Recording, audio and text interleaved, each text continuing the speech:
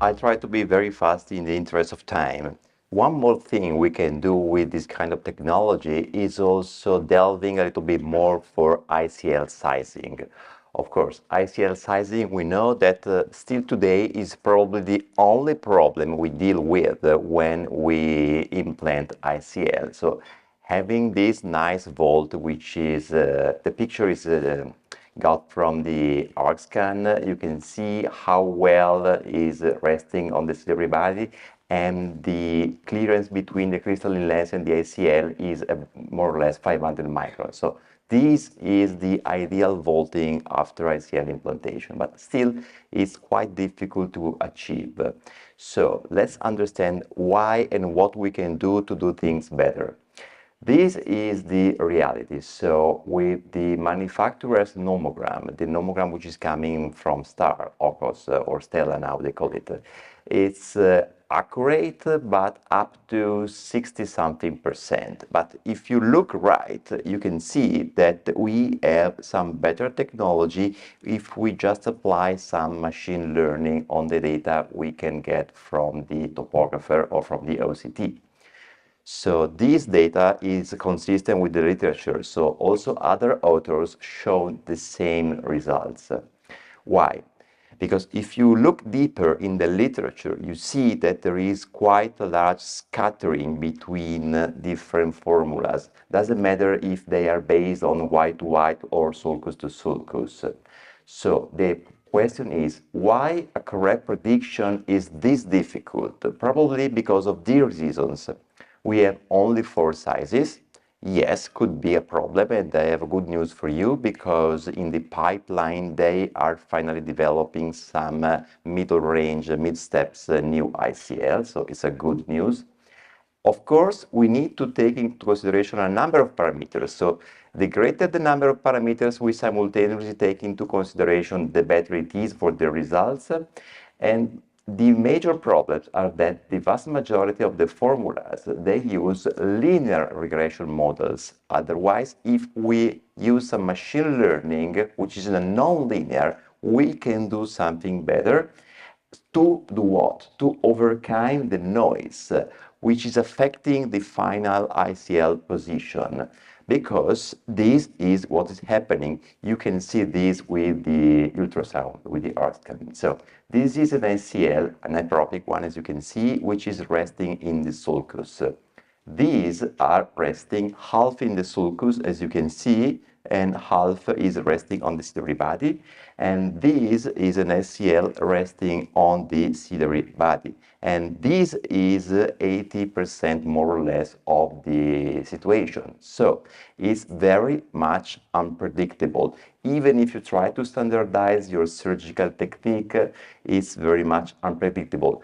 It means noise. So what is the way to prevent noise? Probably is trying to create some order with some machine learning. We try different algorithms, and the one which is working the best is the extra tree regression. So what we do is not to base the decision on linear regression or on polynomial regression, where you ask the computer to draw a curve best fitting your data, but the computer creates thousands of trees and then averages them all together, creating a multidimensional pattern, thereby suggesting the results. So we published this in the FWCRS a few years ago, and it's now embedded in a plugin for the MS-39. So we can increase the manufacturer's accuracy from 72 to 88%. So it's impressive the improvement that we get.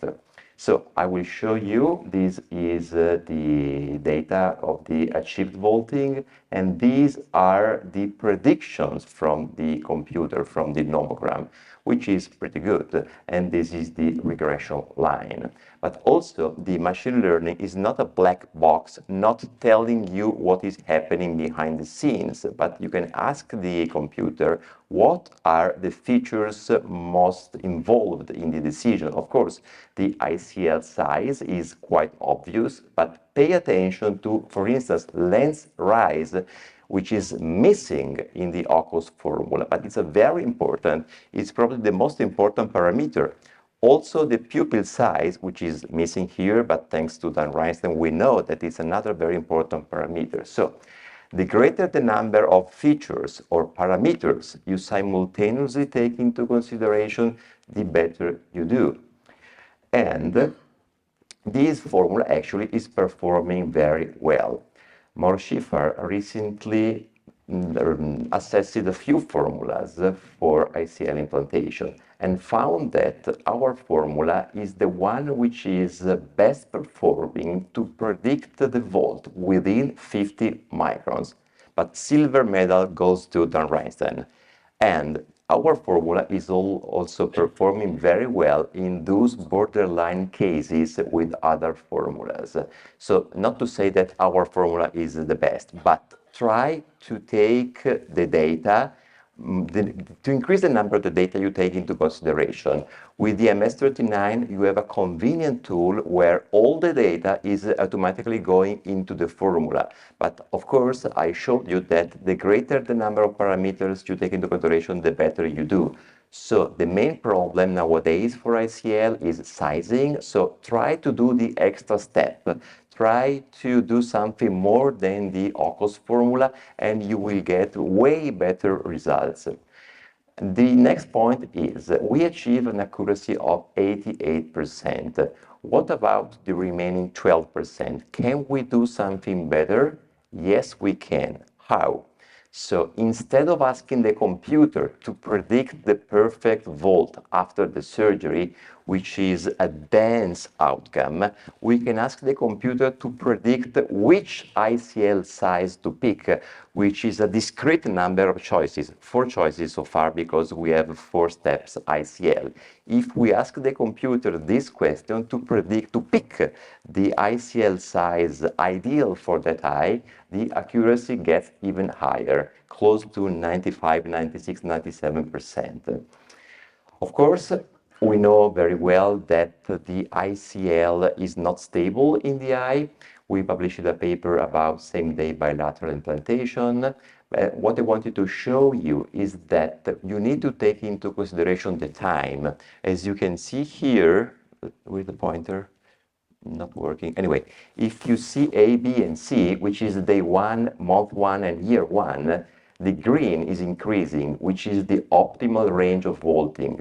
Why? Because over time, there is some settling of the ICL in the eye, because the fits, the haptic of the ICL, somehow they settle. Where? Maybe in the ciliary body, maybe in the zonula. So the volt is decreasing over time, and this is very well demonstrated in the literature as well. So watchful waiting at the beginning if you have some overvolt. Just wait for the ICL to settle down, and over time you will see that the volt will decrease. Of course, you need to make your decision based on the angle.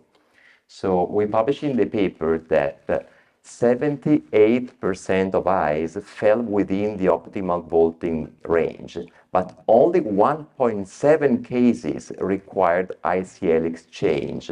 Why? Because the ICL actually is very tolerant, and if the ideal range is between 250 and 750 microns, probably we need to talk about an adequate volt, which is ranging between 100 to 1000 microns, which is 1 millimeter, because it pretty much depends on how large is the anterior chamber, because in some myopic eyes, the anterior chamber is like a cathedral, so you can fit 1000 microns volt. So extreme volt need to be seen as risk factors, but not an adverse event by definition. mostly thanks to the Aquaport, which is doing a really great job in the nowadays design. So of course, if you want to embrace ICL surgery, make sure you have the right equipment. Of course, the most convenient is the OCT, but don't remember that also the ultrasound is a very useful tool to have at your side. Thank you.